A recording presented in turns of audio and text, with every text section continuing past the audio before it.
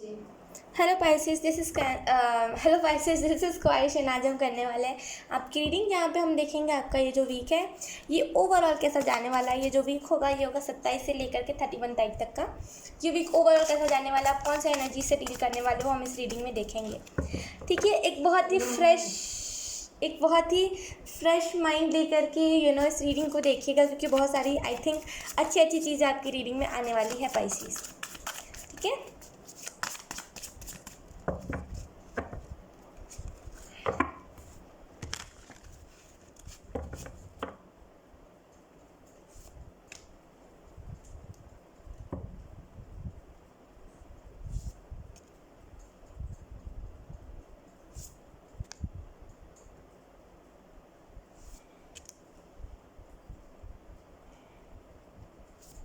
okay, bottom of the deck we have the high priestess.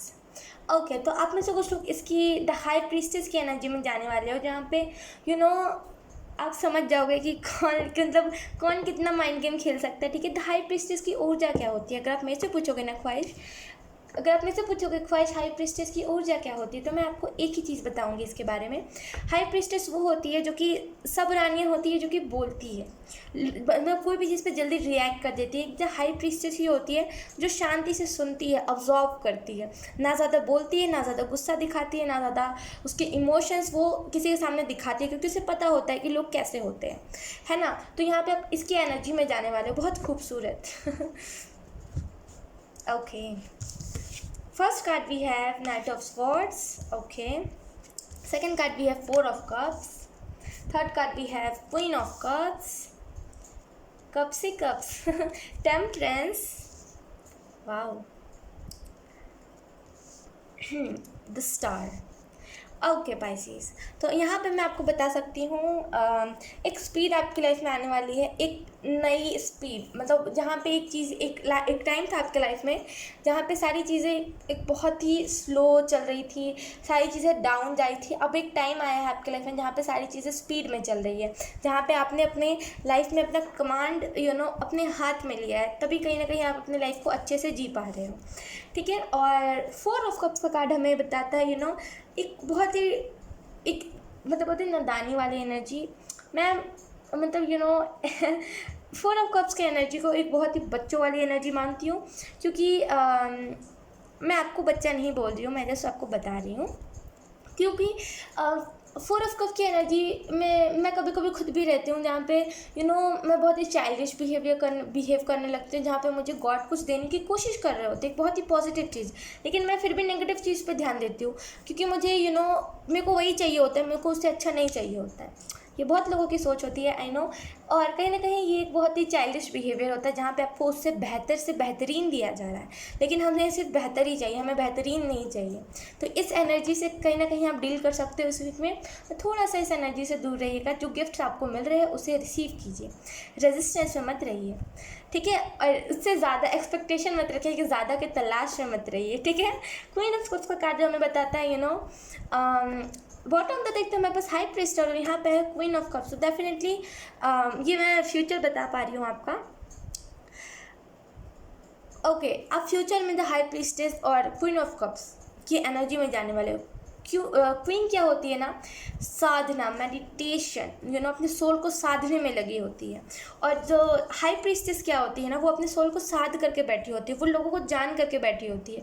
उसको पता होता है कि किसके सामने कौन सा रिएक्ट करना है, हमें किसके सामने कितनी बातें हमें बोलनी है, किससे कितना काम तक हमें अपना रिलेशनशिप रखना है। और कहीं ना कहीं अभी आप क्वीन ऑफ कप्स की ऊर्जा में हो, जहाँ पे आप सिर्फ अपने सोल को साध रहे हो। शायद आप इसकी ऊर्जा में नहीं हो, ये फ्यूचर वाली ऊर्जा, जहाँ पे आप करोगे फिर आप द हाई प्रीस्टेस की ऊर्जा में जाओगे। ठीक है, और कहीं ना कहीं इससे इस एनर्जी से डील करने में आपको कैंसर, पाइसेस, स्कॉर्पियो भी बहुत मदद कर सकता है। ठीक है, टेम्परेंस का कार्ड जो हमें बताता है आप इमोशनली इनबैलेंस हो। आपका जो बोलते हैं ना, हमारा सन मून दोनों ही वीक है, और बहुत सारे मुझे मैंने ऑब्जर्व किया है बहुत सारे सोशल मीडिया पे, बहुत सारे लोग बोलते हैं कि मेरा सन भी मून भी दोनों वीक है और मैं करूं क्या, और दोनों ही इनबैलेंस है, सन भी इनबैलेंस है, मून भी इनबैलेंस है, और इस वजह से मेरे को करियर में सक्सेस नहीं मिल रही है, मैं हार्ड वर्क करे जा रहा हूँ। तो मैं आपको यहाँ पे बोलना चाहूँगी, अगर ये दोनों इनबैलेंस है ना, सबसे पहले ये तभी इनबैलेंस होता है जब आपका जब आप अलाइनमेंट में नहीं होता, जहाँ तक मेरा मानना है। मैं लोगों का नहीं जानती, मैं जस्ट अपना जानती हूँ। तो मेरा यहाँ तक ही मानना है कि जब आप अपने माइंड बॉडी स्पिरिट की नहीं सुन रहे होते हो, आप बस अपने माइंड की सुन रहे हो, तो दोनों चीज़ों को आप ऐसे छोड़ देते हो, माइंड और नहीं सोल और बॉडी को छोड़ देते हो, स्पिरिट को छोड़ देते हो और बॉडी को छोड़ देते हो, बस अपने माइंड के सुन रहे होते हो। कभी कभी हमारा माइंड ही हमसे माइंड गेम खेलने लगता है, ये होता होगा, सबके साथ होता होगा। तो यहाँ पे वही चीज़ हो रही है, आपको तीनों की बात सुनने की ज़रूरत है, तीनों को बैलेंस करके चलने की ज़रूरत है। ठीक है, आप कहीं ना कहीं अगर आप ऐसे कुछ ट्विन फ्लेम जर्नी में ट्विन फ्लेम को अट्रैक्ट करने के लिए ये वीडियो अगर आप देखने की कोशिश कर रहे थे कि इसमें कुछ ट्विन फ्लेम की मैसेज आ जाए, और अगर आप मेरे से पूछोगे ना, तो मैं आपको बोलूँगी येस, यहाँ पे ट्विन फ्लेम की एनर्जी है, लेकिन यहाँ पे ट्विन फ्लेम की एनर्जी है, लेकिन आपको यहाँ पे बैलेंस करके सब चीज़ों को चलना पड़ेगा, क्योंकि ट्विन फ्लेम जर्नी बहुत हार्ड होता है। जहाँ तक मैं भी ट्विन फ्लेम जर्नी में हूँ, जहाँ तक मैंने ऑब्जर्व किया है, ट्विन फ्लेम जर्नी बहुत हार्ड होता है, क्योंकि कभी भी हम सब जब हम चाह नहीं रहे होते हैं ना, तभी सेपरेशन हो जाता है, और सेपरेशन में या तो फिर सामने वाला कुछ हमें बोल देता है, या फिर कुछ अब्यूसिव वर्ड बोल देता है, या फिर कुछ भी ऐसी चीज़ें होती है जिसकी वजह से हम सेपरेशन में चले जाते हैं। फिर ब्लॉक अनब्लॉक का खेल होता है।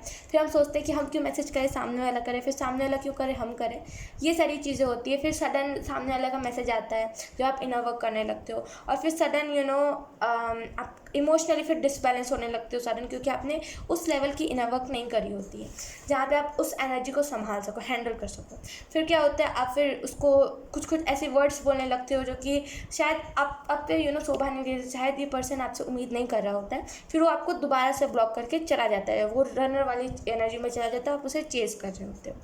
ये सारी चीज़ें होती है, और आप अभी उस एनर्जी में नहीं हो जहाँ पे आप इन सारी चीज़ों को हैंडल कर सको।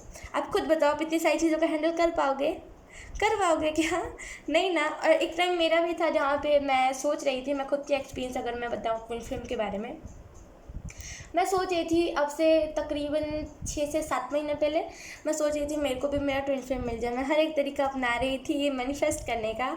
देन नाउ आई रियलाइज़ कि नहीं, उस टाइम मिल जाता तो मैं नहीं हैंडल कर पाती, और मैं सच में उस टाइम पे बहुत ही चाइल्डिश बिहेवियर मैं अपने इर्द गिर्द रखती थी। मैं बहुत ही चाइल्डिश थी, और पता नहीं कितने साल का सेपरेशन हो जाता, तो उस टाइम पे ना ही मिलता तो अच्छा था, और अच्छा वो नहीं मिला उस टाइम पे मुझे। तो कहीं कभी कभी हमें बाद में रियलाइज़ होता है। तो यहाँ पे वही चीज़ है, जब आप इनर वर्क कर लोगे ना, जब आप मैच्योर बन जाओगे, उसके बाद आपको रियलाइज़ होगा कि अच्छा हुआ उस टाइम पे मुझे मेरा ट्विन फ्लेम नहीं मिला। ठीक है, we have the star card. तो डेफिनेटली मैनिफेस्टेशन आपकी अच्छी, लेकिन आपको इतना बस ध्यान देना है कि आप सही चीज़ों को ही अट्रैक्ट करो, सही चीज़ों को ही मैनिफेस्ट करो, कहीं गलत चीज़ों को मैनिफेस्ट ना कर लो। ठीक है कैंसर्स, तो यही थी आपकी रीडिंग। आई होप आपसे रेजोनेट करी हो। अगर रेजोनेट करी है तो आप मुझे एक बार कमेंट में बता सकते हो। अगर नहीं भी रेजोनेट करी हो तब भी आप मुझे बताना, मुझे बहुत अच्छा लगेगा आपका कमेंट देख के।